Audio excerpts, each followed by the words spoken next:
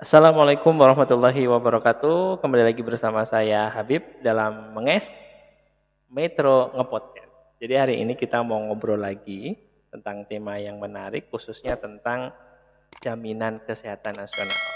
Saya tidak sendiri di sini, nanti saya bersama narasumber kita yang sudah hadir menemani saya di sini. Nanti akan kita bahas tuntas apa itu program JKN dan yang terpenting adalah manfaatnya untuk kita apa. Nah, saksikan terus podcastnya sampai selesai. Jadi program JKN ini hadir sejak tahun 2014 gitu ya.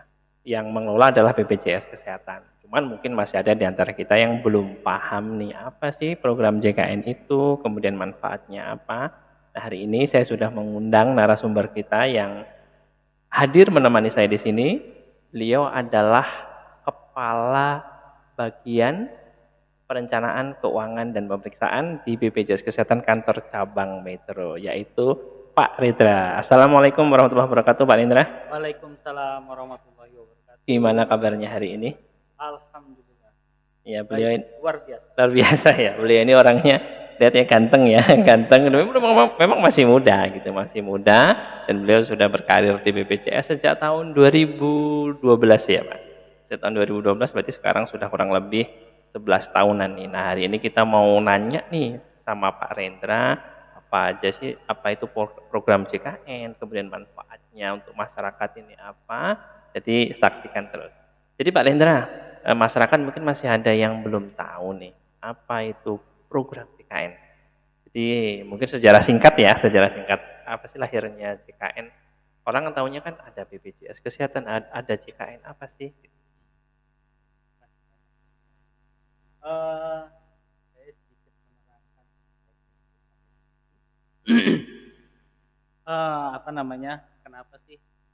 Apa bedanya tadi Mas Habib kan nanya apa sih BPJS Kesehatan, Apa terus JKN, itu betul. bedanya apa?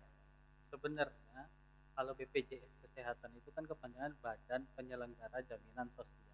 Artinya lembaganya nih Mas Habib. Tapi kalau JKN itu Jaminan Kesehatan Nasional. Nah, artinya JKN ini adalah programnya. Nah, BPJS ini adalah lembaga yang mengelola dari program JKN tadi. Oh, berarti JKN ini programnya ya, programnya BPJS yang menjalankan program tersebut. Nah, Pak Lendra, apa sih yang melatar belakangi lahirnya program JKN ini? Nah, kalau mau disampaikan itu panjang sejarahnya ya, Mas Habib. Sebenarnya kan gini, kalau kita mau runut dari dasar hukum, dasar hukumnya itu ada di Undang-Undang Nomor 24 dan Undang-Undang Nomor 40. Nomor 24 itu di tahun 2000, kalau nggak salah itu 2011 ya. 2011. Yang nomor 24. Undang-Undang Nomor 40 itu sebelumnya 2004 ya. 2004. Bedanya apa nih gitu kan? Bedanya kalau Undang-Undang Nomor 40 itu menerangkan intinya adalah terkait dengan programnya. Tapi kalau Undang-Undang Nomor 24 tadi, ya intinya isinya itu menerangkan terkait lembaganya. Lembaga yang menjalankan program tersebut. Betul sekali. Nah, tapi kalau kita mau tarik sejarahnya lagi, JKN ini sebenarnya lahirnya bukan dari undang-undang, bahkan lahirnya itu ada di Undang-Undang Dasar. Undang-Undang Dasar 1940. Betul. Yang dituangkan kembali di dalam apa yang sering kita dengar Pancasila. Betul Pancasila. Itu di sila keberapa? Sila kelima. Sila kelima. Makan jelas tuh ya, keadilan sosial bagi seluruh rakyat. Betul. Karena memang esensi dari program JKN ini adalah sosial, program sosial. Nah, sebenarnya apa ya, sesepuh atau pahlawan-pahlawan kita, proklamator kita itu sudah menginginkan program ini sudah dari lama. Dari zamannya Indonesia belum merdeka, makanya bisa dilahirkannya itu Undang-Undang Dasar 45, Pancasila. Situ pengen seluruh masyarakat yang ada di Indonesia ini memiliki keadilan yang sama terhadap apa ya, kehidupan sosial. Iya, betul. Nah, cuma ya namanya kita negara berkembang, jadi semua apa ya, kalau kita anak muda itu sering bilang learning by doing. Betul, betul, betul, betul. Jadi sembari berjalan kita merumuskan kebijakan-kebijakan baru, undang-undang baru. Makanya barulah terbit di tahun 2001 Undang-Undang Nomor 40. Iya, tentang SJSN ya, Sistem Jaminan Sosial Nasional, betul. Cuman pertanyaannya setelah itu lahir, itu kan belum berjalan. Betul. Siapa nih yang mau mengelola program ini gitu. Sedangkan undang-undangnya sudah lahir. Oleh sebab itu di 2011 saya ingat sekali zamannya Presiden Pak SBY. Iya, masih menetapkan akhirnya yang mengelola program sosial itu nasional ini adalah BPJS. Betul. Tapi kan kita dulu belum tahu tuh BPJS itu siapa sih. Iya. Makanya ditetapkan oleh pemerintah di 2013 transformasi Askes sebagai pengelola program SJSN tersebut. Makanya berubah namanya, likuidasi menjadi BPJS. BPJS. Betul. BPJS ini kan ada dua Pak Rendra ya, ada BPJS Kesehatan, dulu itu dari Askes ya, dulu dari Askes, kemudian sekarang ada BPJS Ketenagakerjaan. Atau kalau sekarang lebih kenalnya BP Jam Sostek ya, karena memang mereka kan dulu dari PT Jam Sostek ya, dan mengelola. Nah, hari ini kita mau fokus di masalah kesehatan. Jadi Pak Rendra, memang kan masyarakat kita ini kan tipikalnya memang masyarakat yang senang bergotong royong ya. Kalau kita cek lagi di undang-undang, salah satu asas dari JKN itu juga kan gotong royong ya. Jadi yang dimaksud gotong royong di sini gimana Pak? Yang kalau di sistem JKN kita ini? Ya, gotong royong. Jadi memang dalam program JKN ini ada 9 asas ya. 9 betul. asas. Dalam undang-undang itu sudah dijelaskan. Salah satunya tadi dibilang Habib adalah gotong royong, betul. Ada juga selain itu salah satu asasnya itu juga nirlaba. Nirlaba ini kan tidak mencari keuntungan. Betul, berarti ya. Artinya mungkin ini saya kaitkan ya. Betul. Saya kaitkan, mungkin ada persepsi masyarakat kita yang masih berpikir, ngapain saya bayar iuran, saya nggak pakai gitu kan. Ngapain saya ikut program JKN, saya nggak butuh gitu kan. Sebenarnya dan juga ada beberapa mungkin persepsinya yang bilang, ngapain saya bayar iuran, nanti percuma aja, uangnya nggak entah kemana, nanti dikorupsi gitu kan. Iya, betul. Sedangkan begini, kalau pengertiannya dalam pengelolaan program JKN ini jelas, tadi salah satu asasnya adalah nirlaba. Nirlaba itu adalah tidak mencari keuntungan. Artinya semua pendapatan ataupun penerimaan yang diterima itu dioptimalkan semaksimal mungkin untuk layanan terhadap pesertanya. Jadi nggak ada tuh dalam BPJS itu mencari keuntungan. Beda halnya dulu sebelum berubah menjadi BPJS kayak Askes. Zaman Askes belum ditetapkan untuk mengelola program BPJS, karena memang konteksnya dia profit ya. Karena sudah ditetapkan, didelegasikan untuk mengelola program JKN ini, secara otomatis dalam tata kelola pengelolaan keuangannya juga tidak memikirkan terkait blok. Oke, jadi memang JKN ini lahir, memang kan awalnya kan kita tahu memang ini dalam rangka untuk mewujudkan keadilan sosial ya. Cuman masyarakat ini kan tetap masih ada yang bertanya-tanya. Seperti disampaikan Pak Rendra tadi ya. Kalau memang ini tujuannya adalah untuk mewujudkan keadilan sosial, kenapa kok bahasanya kan selalu gini, kenapa masih ada yang harus membayar iuran gitu? Kenapa kok BPJS ini masih dipungut iuran? Kenapa nggak ditanggung negara semuanya? Ini gimana Pak kalau masih ada yang berpendapat seperti ini? Nah, ini saya bisa kalau kita menelisik lebih dalam lagi terhadap program JKN, terhadap pemerintah, pemerintah itu sudah tidak kurang-kurang untuk mensejahterakan masyarakat. Nah, karena saya kebetulan dipercaya ya untuk mengemban bagian keuangan, sedikit banyak saya paham Betul, terkait betul. dengan pengelolaan keuangan dalam program. Nah, dalam pengelolaan program JKN ini Mas Habib, sebenarnya pemerintah itu sudah tadi kan pertanyaannya adalah kenapa sih nggak seluruh masyarakat Iya, Indonesia jadi ditanggung gitu. iya, kenapa kok masih harus bayar Iya. gitu? Jadi gini, yang diurus oleh dana negara ini tentunya sangat banyak. Betul, betul, betul. Prioritas juga sangat banyak. Iya. Tapi betul. kalau kita mau telisik lebih dalam, sebenarnya dalam program JKN ini pemerintah sudah tidak kurang-kurang. Bahkan menurut data, hampir lebih dari setengah seluruh penduduk Indonesia itu sudah diakomodir oleh dana negara. Berarti BPJS bahasanya BPJS dibayarin sama negara, iurannya dibayarin sama negara ya. Betul sekali. Mungkin masyarakat masih banyak yang berpikir, oh saya pengen jadi peserta BPJS atau peserta JKN yang gratis gitu. Sebenarnya nggak ada yang gratis. Betul, betul, betul. Saya setuju karena itu kan dibayar, tetap bayar iuran. Bayar iuran. Hanya Dia tidak bayar karena iurannya dibayari oleh pemerintah. Oke. Berbeda ya konteksnya dengan subsidi ya. Betul, betul, betul. Kalau subsidi itu memang ada setoran dana dari dana APBN ataupun APBD gitu kan, untuk mengelola nih dana sekian terserah. Kalau dibayari iurannya oleh pemerintah itu terikat dengan jumlah data peserta.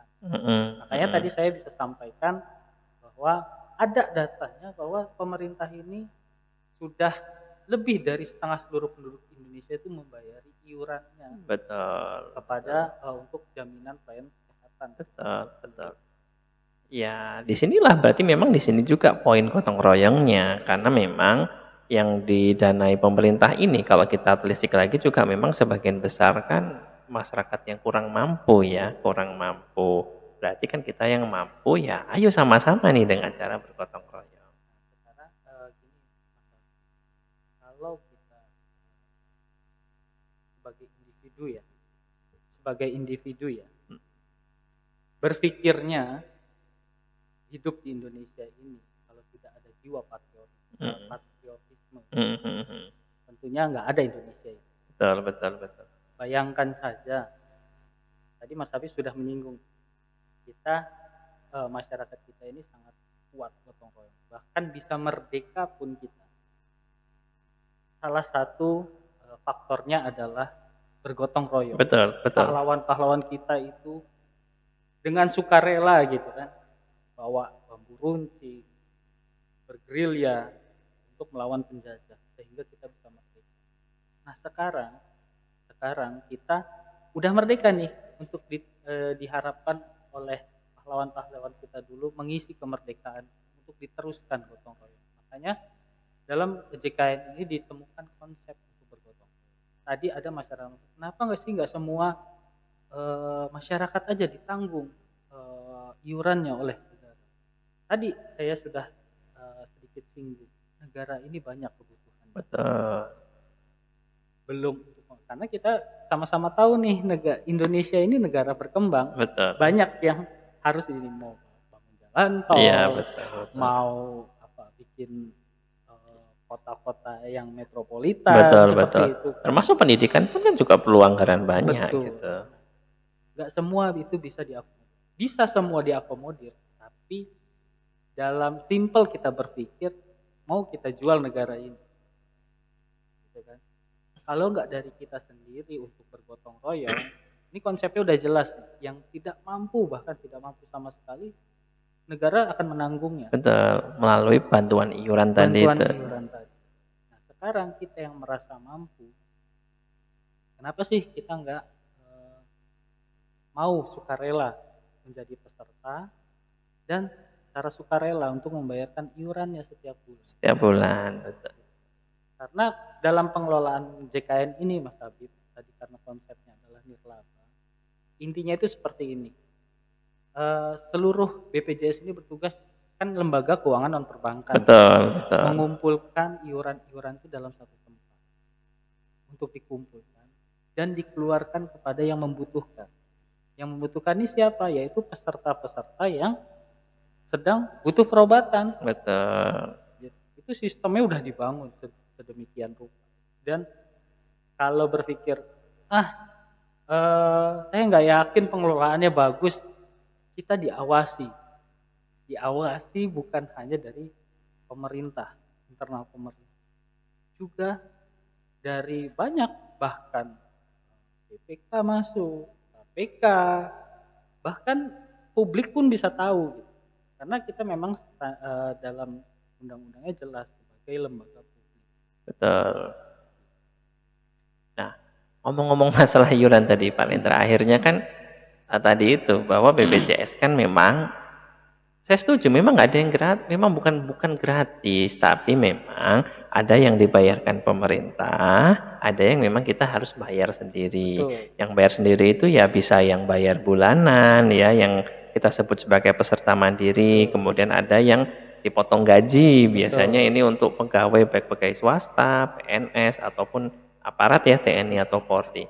Nah, Pak Rendra, untuk di wilayah KC Metro banyak nggak yang nunggak iuran BPJS ini?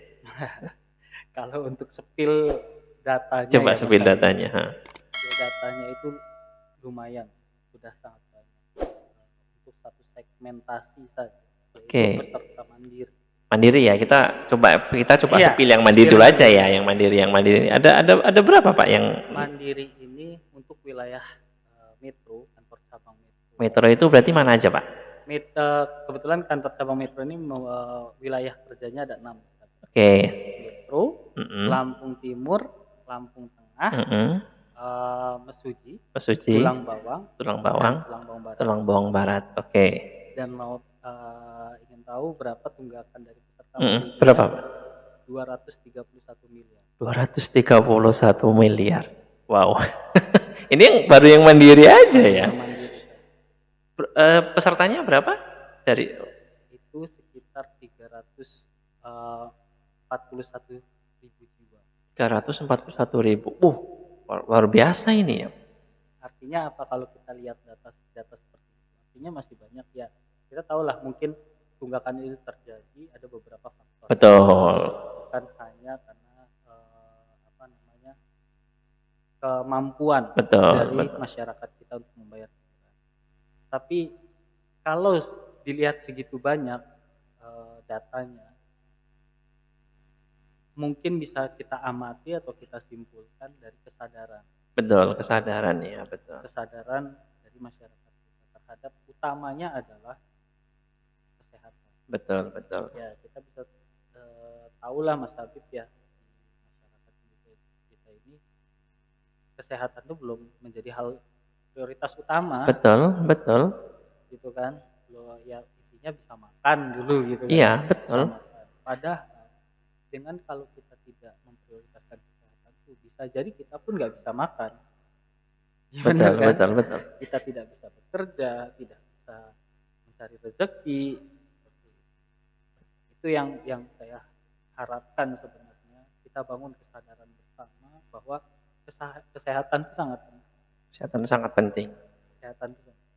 Nah, bagaimana kita kalau sudah sadar terhadap kesehatannya, ya tentunya kan kesehatan ini nggak tahu nih sakit kita bisa kena sakit apa. Betul. Nah, inilah fungsi dari pemerintah menyediakan program SDSN ini.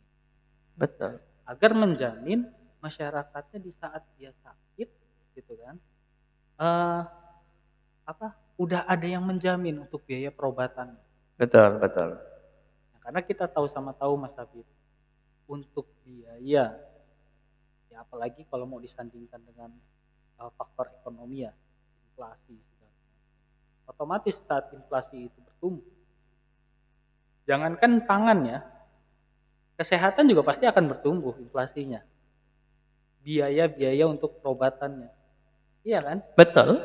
Mungkin dulu zaman kita mungkin melahirkan itu masih bisa lah kebidan, kedukun kalau kan. Zaman dulu itu Mas ya. Kedukun dan biayanya dulu mungkin hanya 100.000 sekarang. Sekarang nggak bisa kan? Betul. Bahkan risiko-risiko penyakit sekarang sudah bertumbuh. Iya. Dulu kita hampir melihat semua, nggak semua sih, artinya ibu-ibu hamil rata-rata mereka normal, Iya, sehat. Sekarang dikit-dikit begitu sesar, sesar. yang darah tinggi lah, Betul. macam-macam sekali. Karena dari sisi petugas kesehatan mereka nggak mau mengambil risiko Iya. terlalu tinggi. Karena ini berhubungan dengan nyawa. Iya, betul. Nah, kalau kita masih bersikukuh gitu, ya udah saya nggak mau memprioritaskan kesehatan, nanti sakit ya udah saya baru yakin. Pertanyaannya yakin. Jangan Betul. sampai pada saat sudah kejadian ya harus susah cari pinjaman, jual sawah, jual rumah, Betul. gitu. Karena namanya ya taruhlah mungkin ya Mas Habib, saya sendiri itu mengalami sebenarnya. Saya dulu juga apatis terhadap namanya asuransi. Iya. Apatis namanya jaminan sosial seperti ini. Lain sih saya harus bayar iuran, saya nggak pernah sakit gitu kan. Ya, karena kita merasa masih sehat. Iya. Tapi saya tersadar saat saya sudah berkeluarga dan punya keluarga. Ya nggak saya yang sakit, anak saya yang sakit, Betul. istri saya yang sakit. Dan pernah saya spill Mas Habib. Waktu istri saya sakit dioperasi di salah satu rumah sakit. Penasaran berapa sih biaya yang ditanggung? Nah, boleh nanti coba teman-teman atau Bapak Ibu masyarakat ada perobatan termasuk keluarga, boleh disipil. Berapa sih biaya pengobatan dari tindakan tersebut? Iya. Dan di situ saya tercengang, tersadar. Itulah saya. Ternyata memang sangat penting. Istri saya hanya operasi bagian kecil di pinggang. Kayak apa ya? Benjolan gitu. Benjolan iya, gitu. ada benjolan di pinggang. Ada benjolan diangkat. Dan tahu berapa rincian biayanya? Hampir 17 juta. 17 juta. Saya terpikir kalau saya nggak punya asuransi, nggak punya BPJS, saya minjem dari mana itu? Iya, betul, betul. Gitu loh. Karena kan kita nggak tahu ya namanya sakit, biaya-biaya juga kita nggak tahu. Dan pernah ada quote saya lihat itu di Instagram, kamar paling mahal di dunia ini adalah kamar rumah sakit. Betul. Biaya penginapan paling mahal di Paling dunia, mahal di rumah sakit. Di dunia ini adalah rumah sakit. Di rumah sakit. Ya padahal ya kita tahu sendiri, orang kalau sudah di rumah sakit senyaman apapun rasanya tetap enak di rumah gitu. Dan saya setuju Pak Rendra dengan pernyataan bahwa memang oke, mungkin bisa jadi kita sehat. Tapi siapa yang bisa menjamin anak kita, istri kita, atau oke lah mungkin keluarga inti kita sehat, tapi gimana dengan orang tua kita, tetangga kita, kemudian sanak saudara, itu semua kan ketika sakit pasti memerlukan bantuan kita. Dan dengan adanya JKN ini pasti akan lebih mempermudah, karena tidak mungkin, pasti ada, kalaupun bukan kita yang sakit, ada mungkin anggota keluarga kita yang sakit gitu. Maka saya sangat setuju. Oke Pak Rendra, jadi kan tadi itu ini kita udah ngajak nih, yuk ini loh, jadi konsepnya memang oke lah mungkin kita tidak sakit, cuman kan kita konsepnya adalah membantu untuk orang-orang yang sedang sakit ya, entah kita atau keluarga kita. Nah kan faktanya tadi banyak peserta kita yang menunggak nih. Nah kadang-kadang kan tunggakannya mungkin sedikit nih, kalau kayak 100.000 atau mungkin nunggaknya sebulan 2 bulan gitu, oke mungkin masih bisa melunasi. Nah kalau tunggakannya sampai bertahun-tahun Pak Rendra, jadi BPJS itu dihitung tunggakannya itu gimana Pak? Jadi misalkan kalau saya 5 tahun nih, saya semenjak 2018 sudah jadi peserta, terus nggak pernah bayar misalkan, itu kalau saya harus membayar iuran dihitungnya berapa lama? Itu di dalam aturan regulasi adalah maksimal tunggakan oleh peserta itu memang adalah 24 bulan. Ini kalau kita mau ambil filosofinya, pemerintah lagi-lagi membantu masyarakat. Bantu masyarakat ya, betul. Yang 5 tahun kan dia harusnya kan 60 bulan ya. Iya, Hanya dihitung hanya dihitung 24 maksimal 20. Artinya kalau nunggak nunggak itu kalau nunggak di atas 24 hanya membayar 24 bulan. Betul. Artinya yaitu kami berharap ya, kita harusnya berharap kepada kita semua itu saling bergotong royong. Kalau kita lihat data tadi bisa sampai 231 miliar ya, artinya masih apa ya, masih perlu dioptimalkan gotong royong. Kenapa? Tadi Mas Habib sudah menyinggung. Sebenarnya tadi taruhlah keluarga inti. Betul.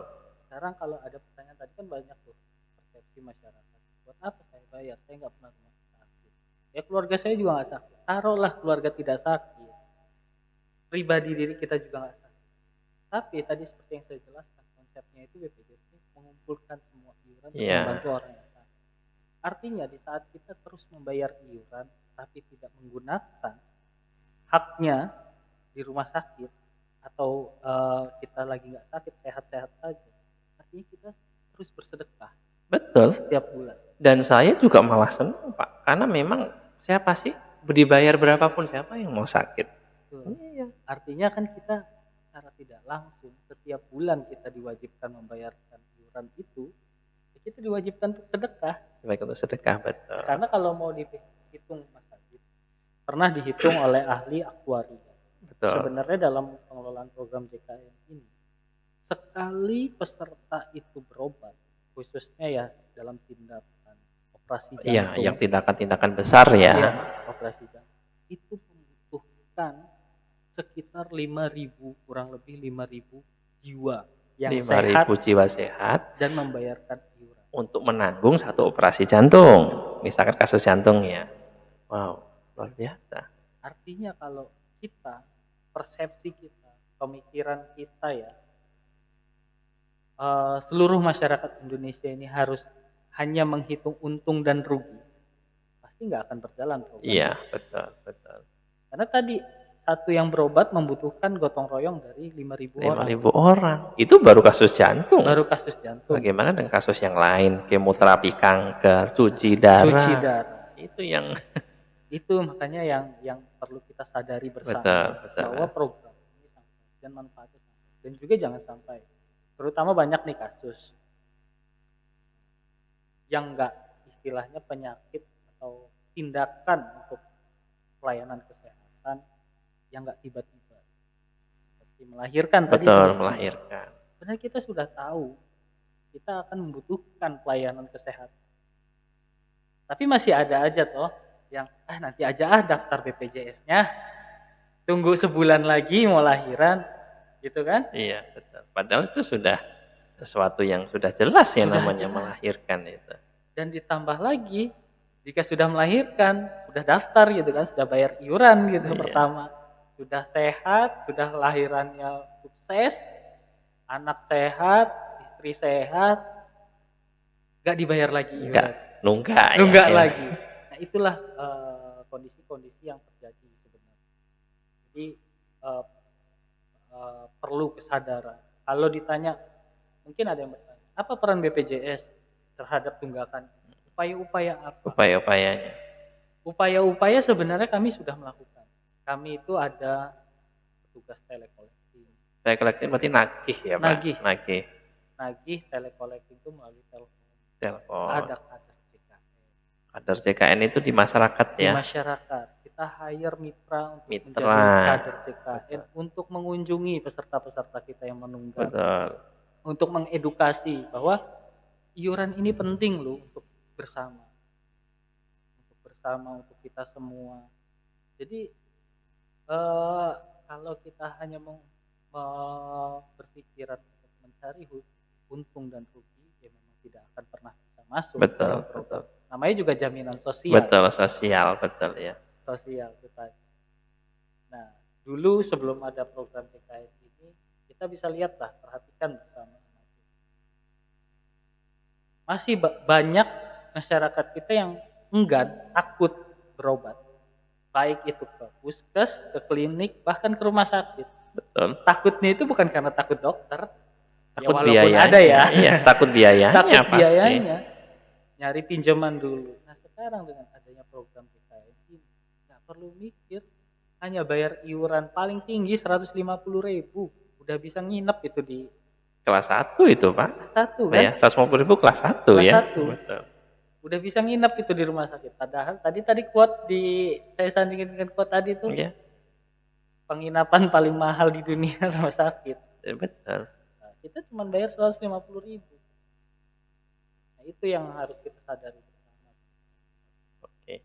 Pak Lendra, kalau saya misalkan udah nunggak nih, saya nunggak bertahun-tahun, kan pasti tunggakannya banyak tuh, Betul. sampai juta-jutaan. Apalagi sekeluarga, misal saya anaknya 2, istri 1. Anggap aja satu orang misalkan 2 juta, berarti kan harus 8 juta tuh Pak Lendra. Ada nggak sih Pak program cara kita untuk membayar tunggakan ini biar lebih mudah? Nggak langsung 8 juta, bisa nggak kayak gitu? Nah, itu juga dari pemerintah secara regulasi sudah menerbitkan juga namanya program rehab. Rehab. BPJS mengeluarkan program rehab. Rehab ini panjangannya bukan rehabilitasi Oh, ya, bukan ya? tapi pembayaran bertahap. Pembayaran bertahap, si iuran tadi ya. Iuran tadi pembayaran Oke. bertahap. Jadi bisa dilakukan cicilan. Kalau memang kita sudah tersadar nih, Betul. gara-gara podcast kita nih. Misalkan, misalkan pasti banyak nih. Iya. Pasti banyak nanti. Oh iya, tunggakan saya banyak. Harus saya mau bayar cuman banyak nih. Banyak. Jadi gimana biar lebih Itu masih bisa dicicil. Jadi program rehab ini intinya adalah program cicilan. Nyicil iuran. Nyicil. Nah, tapi dengan konsekuensi tidak bisa langsung aktif. Oke. Kartunya tidak bisa langsung aktif dan kalau memang secara ketentuan tunggakan itu harus terlunasi terlebih dahulu. Oke, jadi berarti sebenarnya si rehab ini kita nabung ya Pak. Artinya setor, cuman nanti aktifnya setelah lunas ya. Betul. Oke. Karena kan banyak masyarakat kita nih, ini juga salah satu program rehab ini jawaban sebenarnya dari kendala-kendala dari masyarakat kita, atau solusi lah terhadap kendala-kendala yang ada di masyarakat pada saat kami menagih. Kami nggak punya uang Pak, kebutuhan masih banyak. Betul. Gitu. Kebutuhan masih banyak. Sebenarnya bukan kami nggak mau bayar iuran, nggak mau bayar tunggakan, karena tunggakan kami juga sudah terlalu besar. Kita keluarkan program cicilan ini. Nah, tapi konsekuensinya tadi yang saya bilang nggak bisa langsung aktif sebelum lunas. Nah, caranya seperti apa? Bisa daftar dulu. Daftarnya di mana Pak? Daftarnya ada di aplikasi Mobil JKN. Oke, jadi download aplikasi. Ya, aplikasi Mobil JKN, di situ ada menu rehab namanya. Namanya rehab. Nah, intinya nanti di menu itu kita masukin data peserta kita, tunggakannya berapa, di situ akan muncul. Langsung otomatis ya, langsung otomatis. Nanti kita milih nyicilnya mau berapa kali. Mau berapa kali. Nanti dari tunggakan total itu secara otomatis sistem akan menghitung di setiap bulannya dipotong berapa kali. Gitu. Jadi dicicil berapa kali di setiap bulannya. Misalkan contoh tunggakan tadi kayak 8 juta. Misalkan 8 juta. Oh, saya mau cicil lah gitu kan. Cicil kayaknya sebulan saya mampu deh 1 juta. Oh, maksimal memang berapa kali Pak? Boleh berapa kali? Maksimal itu 12 bulan dicicil. Oh, bisa 12 kali. Oke. Iya, 12 bulan. Kita contohkan ya tadi misalkan karena 8 juta 8 kali lah misalkan ya. 8 kali. Saya mau dibagi 8 1 juta kayaknya saya cukup nih mampu bisa. Untuk bayar setiap bulan. Kan kalau 1 juta dibagi 30 hari paling berapa sehari itu mau ngumpulin kan nabungan? Iya, betul. Tuh, jadi nanti termuncul tuh di dalam sistemnya di setiap bulan. Misalkan ini bulan apa sih? Bulan Juli. Ini bulan Juli. Kita udah daftar. Nanti muncul nih di bulan Agustus kita harus setor berapa? Tagihan 1 juta tadi itu ya. Anggap aja 1 juta misalkan ya, sesuai dengan sistem tadi itu. Nanti September begitu 1 juta. Betul. Nanti di situ sampai kalau kita ngambil cicilan kredit itu ada tabel cicilannya itu. Betul. Nah, sampai akhir kapan lunasnya itu akan terlihat di situ. Akan terlihat. Jadi tetap sebenarnya memang harus dibayarkan, hanya saja memang kita tidak langsung 8 juta ya. Tapi kan tadi itu memang hanya maksimal 24 bulan ya, 24 bulan bisa dicicil maksimal 12 kali ya, atau 12 bulan. Terus bedanya dulu kan pernah ada kalau nggak salah zaman tahun berapa itu Pak Rinter ya, ada yang waktu itu malah kebalik kayaknya. Boleh bayar sebagian dulu, bisa langsung aktif, sisanya dicicil. Relaksasi kalau nggak salah ya, relaksasi. Dulu pernah ada. Pernah ada juga program relaksasi. Jadi sebelum adanya rehab ini, BPJS itu udah ngeluarin program juga namanya relaksasi. Relaksasi. Sebenarnya ini juga salah satu program rehab ini pengembangan dari relaksasi. Betul. Cuman kita lihat kondisinya setelah dievaluasi, ternyata dalam tanda kutip ya masyarakat kita juga masih banyak yang belum sadar. Betul. Kembali lagi kalau masalah keuangan ini ya. Iya. Jadi pada saat relaksasi itu beda. Di saat dia mengambil kartu langsung bisa dapat pelayanan. Misalkan anggap saja saya punya tanggungan kalau tunggakan 8 juta ya, saya bersejuta aktif. Yang 7 jutanya nyicil. Tapi kenyataannya pada saat dievaluasi, setelah daftar program relaksasi, dicicil cicilan pertama, aktif kan? Dapat pelayanan kesehatan tuh. Iya, udah dirawat inap di rumah sakit. Cicilannya nggak dibayar juga. Akhirnya memang ya ditutup tuh keaktifannya nunggu. Nah, betul. Di dalam sistem rehab ini. Jadi akhirnya malah dimanfaatkan ya, dimanfaatkan tujuan pribadi sebenarnya itu. Makanya salah konsep lagi kalau kita berpikir untung rugi. Betul. Karena kembali lagi memang hadirnya JKN tadi itu adalah sosial ya, sosial memang ya kita ya harus juga berjiwa sosial juga. Betul. Gitu. Nah, itu tadi saya bilang sangat cukup disayangkan, gimana bayangan saya sempat kadang ya sendiri berpikir gimana perasaan pahlawan-pahlawan kita dulu untuk memerdekakan Indonesia, bergotong royong, ada yang sampai mengorbankan jiwa dan raganya, yang melawan senjata-senjata api dengan bambu runcing. Nah, kita sudah akibat perjuangan itu, kita udah bisa merdeka, udah bisa enak lah kita kan sekarang di Indonesia ya, nggak dijajah lagi kan. Dituntut untuk bergotong royong untuk mengisi kesejahteraan, saling menyejahterakan sesama kita, sesama bangsa. Tapi kok kita masih berpikir individu. Betul. Balik lagi mungkin ada pertanyaan masyarakat kita, ya itu kan tugasnya pemerintah. Ya ini tugas pemerintah, mengatur sistem ini, membuat sistem ini, membuat program ini. Sistemnya diwajibkan. Kalau hanya yang mau saja bergabung kepada BPJS Kesehatan ini, pada program JKN ini, ya nggak jalan juga. Ya nggak sosial namanya. Betul.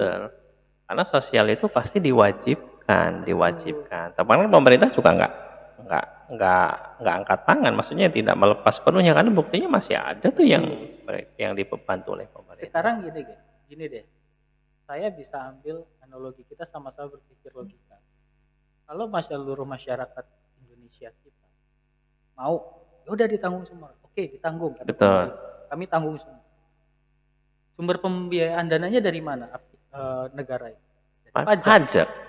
Nanti naik. Pajaknya dinaikin. Iya kan? Akhirnya kembali juga. Iya, makanya ini sudah dibuat sistem sedemikian rupa. Kalau kita mau bandingkan dengan luar negeri, wajar mereka ditanggung pemerintah. Pajak mereka juga tinggi. Betul. Misalkan di Inggris tuh, kalau yang jaminannya sudah jalan untuk seluruh warganya, tapi pajak mereka juga luar biasa. Di sana. Makanya ya kita harus saling mengerti, jangan sampai apalagi ya kita udah zamannya digitalisasi. Betul. Ya, informasi itu berseliweran. Ya kalau saya sih berharap ya dalam agama juga kan mungkin Mas Habib lebih mengerti, segala informasi itu kita cari telaah dulu lebih dalam. Betul.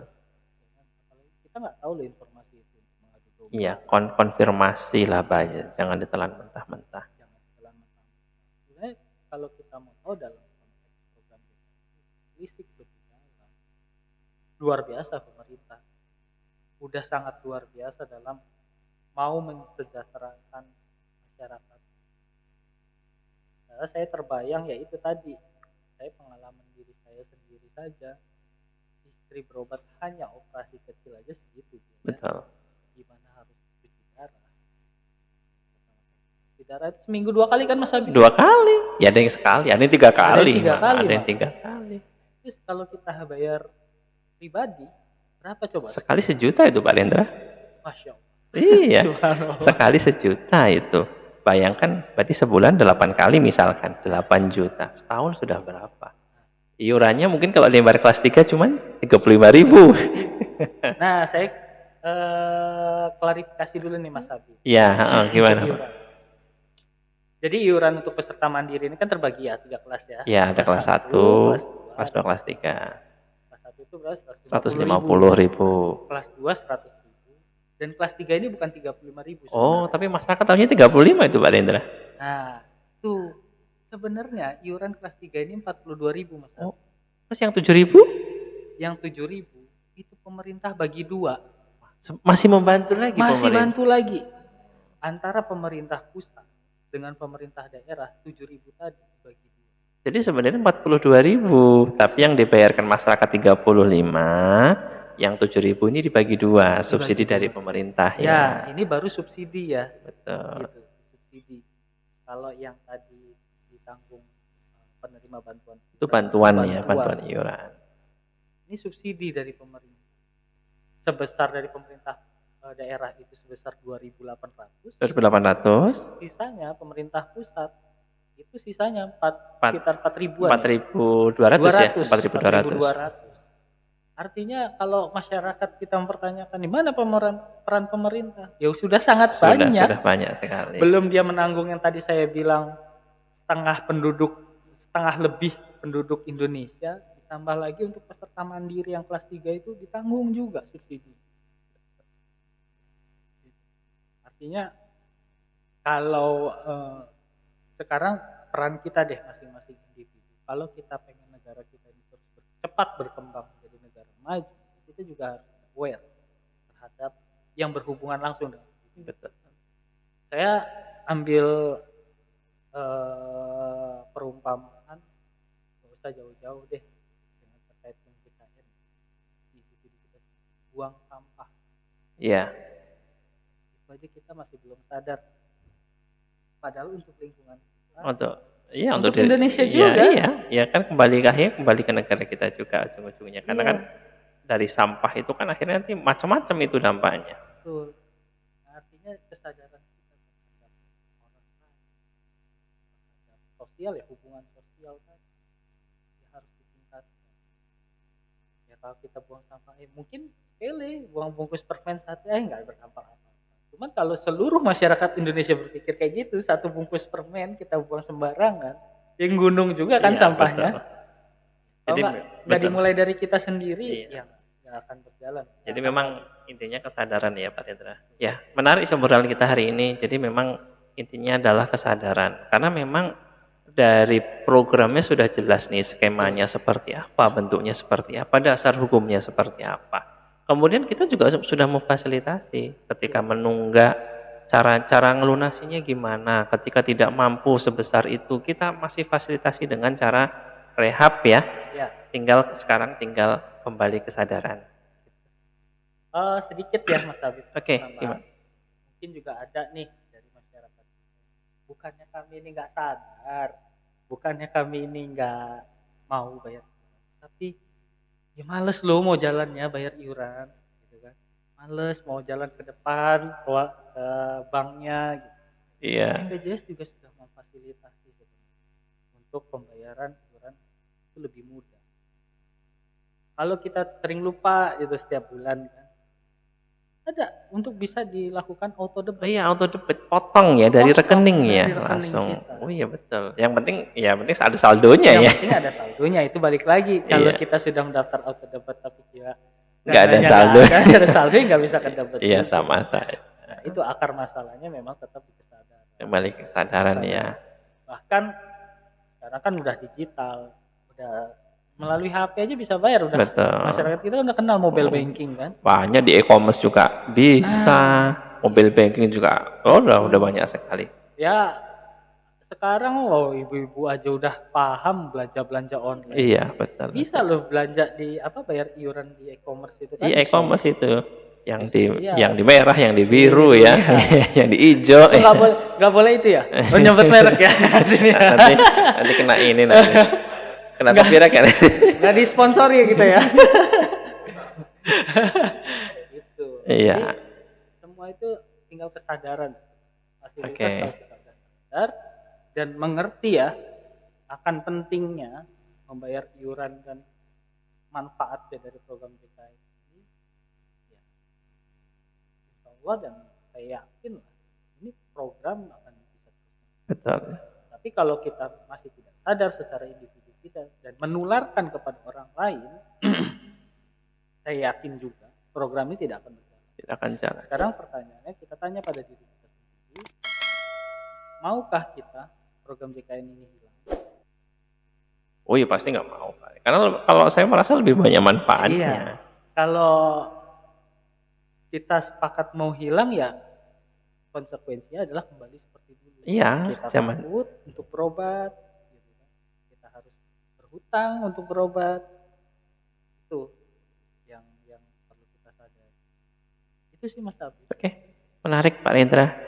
Ini kalau mau kita obrolin sebenarnya lebih banyak lagi, lebih banyak bisa kita bahas. Cuman intinya satu Pak Rendra, kita mengajak nih ya, mengajak seluruh peserta yang sudah bergabung ke BPJS, ke JKN, BPJS Kesehatan itu untuk yuk sama-sama kita rutin bayar iuran. Karena pada dasarnya ini oke lah, kalaupun tidak langsung kembali ke kita, yakin pasti akan kembali ke mungkin keluarga kita, saudara kita, dan juga pasti ini akan bernilai sedekah. Karena yakin setiap kebaikan yang kita keluarkan apapun itu bentuknya pasti akan bernilai sedekah. Betul. Oke, terima kasih Pak Rendra sudah hadir bersama kita. Terima kasih Mas Abi. Iya, ini luar biasa ya Bapak Ibu sekalian. Jadi itu tadi obrolan kita terkait dengan JKN, apa itu tadi sudah sepintas kita bahas, kemudian apa manfaatnya, dan terakhir tadi juga sudah kita bahas ya. Kalau misalkan kita nunggak iuran tuh apa sih yang bisa kita lakukan itu, yaitu bisa dengan cara mencicil, kalau tidak bisa bayar secara langsung. Nanti informasi lebih lanjutnya boleh ya main ke kantor-kantor BPJS terdekat. Bahkan di kabupaten itu juga ada kantor BPJS-nya. Atau juga bisa telepon di hotline BPJS Kesehatan di 165. Di situ sudah akan difasilitasi terkait dengan apa sih program rehab, misalkan pengen tahu dan bagaimana prosesnya. Baik, terima kasih atas kebersamaannya di sore hari ini. Mudah-mudahan informasi yang kami sampaikan bermanfaat. Sampai jumpa di Menges Metro Ngepodcast di kesempatan selanjutnya. Assalamualaikum warahmatullahi wabarakatuh.